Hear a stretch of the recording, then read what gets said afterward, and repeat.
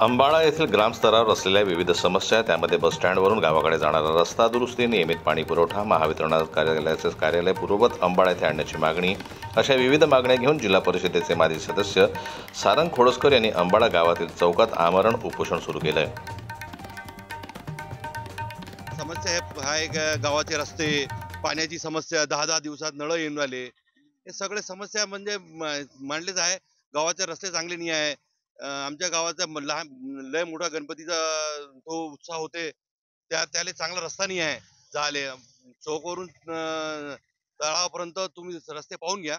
रस्ते कसे आहेत, सरळ ते प्रमुख मागण्या 11-12 मागण्या घेऊन ते बसले आहे. त्याच्यात प्रमुख मागण्या अशी आहे की गावाचा जे रस्ता आहे चौकापासून ते गुजरी बाजारपर्यंत ते खूप खराब झाला आहे. आणि त्याच्यानंतर MSCBचं ऑफिस इथून आष्टागावात हलवला गेला. ते सारंगभाऊची मागणी आहे की ते अंबाळ्यात यायला पाहिजे, कारण की खूप लोकांना त्रास होतो. त्याच्यानंतर शासकीय कामा म्हणजे घरकुलची यादी लोकांचे नाव वगळलेले आहे. त्याच्यानंतर आपले सरकारी दवाखान्यामध्ये डॉक्टर राहत नाही. त्याच्यानंतर MSCBचे कर्मचारी वेळेवर येत नाही. आणि सर्वात मोठी समस्या म्हणजे पाणीचा जो प्रश्न आहे, ते 10-10 दिवस पाणी येत नाही. आणि इथं ग्रामसेवक नसल्यामुळे ते खूप त्रास सहन करावा लागतो. आणि खूप म्हणजे 10-10 दिवस पाणी नाही येणे, गलिच्छ पाणी येणे, याचा लोकांना स्वास्थ्य खराब होऊ शकते. म्हणून हे मागण्या घेऊन सारंगभाऊ इथं बसले आहे आणि आम्ही सगळे गावकरी त्यांच्या सोबत आहे. ज्या प्रश्नाच्या संदर्भात आम्ही इथे बसलेलो आहोत, PWD विभाग, सार्वजनिक बांधकाम विभाग, रस्त्याची समस्या, त्यांचं सुद्धा आम्ही त्या इंजिनियर साहेबांसोबत बोलणं झालेलं आहे. काही विषयांवर सहमती त्यांनी दर्शवलेली आहे, पण 2 दिवस ऑफिस बंद असल्यामुळे ते आम्हाला उद्या रितसररित्या एस्टिमेट, वर्क ऑर्डर, बजेटमध्ये कामे आहे की कशात कामे आहे हे आम्हाला इत्थंभूत माहिती देणार आहे.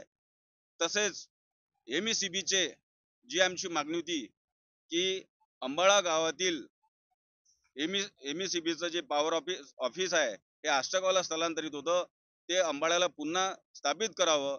त्या संदर्भात सुद्धा आम्हाला MSCB कडून आश्वासित करण्यात आलेलं आहे, पण लेखी स्वरूपात अजून त्यांनी द्यायचं आहे.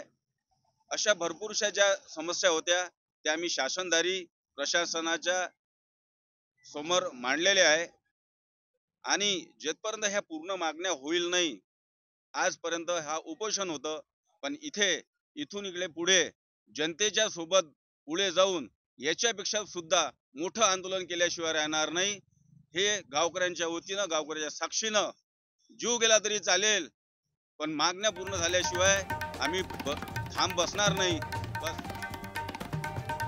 संबंधित अधिकारी वर्गाने उपोषण मंडपाला भेटी देऊन समस्येवर चर्चा देखील केल्या, परंतु समस्या निकाली काढण्याचे लेखी आश्वासन दिल्याशिवाय उपोषण मागे घेणार नसल्याचं उपोषणकर्ते सारंग खोडसकर यांनी सांगितलं. मागण्या मंजूर न झाल्यास गावकऱ्यांना घेऊन याहीपेक्षा तीव्र आंदोलन करण्याचा इशारा देखील सारंग खोडसकर यांनी दिला आहे. जनमत लाईव्ह न्यूज करता मोर्शीहून सोमेश्वर शहाणे यांची रिपोर्ट.